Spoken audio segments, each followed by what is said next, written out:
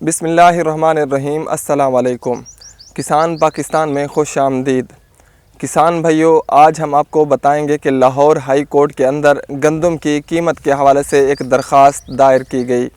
درخواست جو ہے چینی اوٹ سے تعلق رکھنے والے ایک کسان نے دائر کی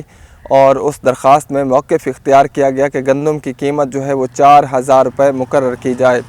اگر ہم تفصیل کے ساتھ بات کریں تو چینی اوٹ سے تعلق رکھنے والے کسان نے لاہور ہائی کورٹ کے اندر گزشتہ روز ایک درخواست دائر کی اور اس درخواست کے اندر حکومت پنجاب،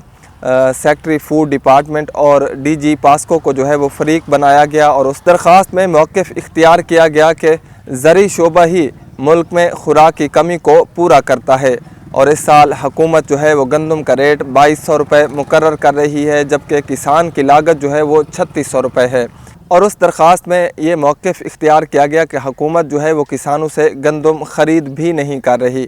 اور یہ کم قیمت مقرر کرنا کسانوں کے ساتھ جو ہے وہ زیادتی ہے۔ عدالت جو ہے پنجاب حکومت کو حکم دے کہ وہ گندم کی قیمت جو ہے وہ 4000 روپے مقرر کریں اور اس کے علاوہ یہ بھی عدالت جو ہے وہ پنجاب حکومت کو حکم دے کہ وہ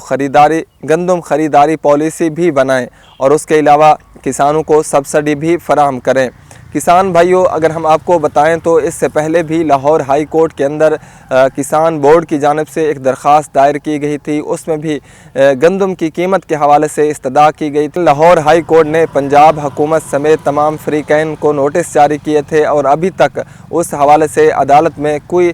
جواب جو ہے وہ جمع نہیں کرایا گیا۔ اب گزشتہ روز ایک کسان نے جس کا تعلق چینی اوٹ سے تھا، انہوں نے بھی ایک درخواست دائر کی لاہور ہائی کورٹ کے اندر۔ اس کے اوپر سماعت ہوگی تو دیکھتے ہیں کہ معزز عدالت کیا حکم دیتی ہے، یا ابھی پھر دوبارہ فریقین کو نوٹس جاری کیے جاتے ہیں یا کوئی حکم بھی عدالت کی جانب سے جاری کیا جاتا ہے۔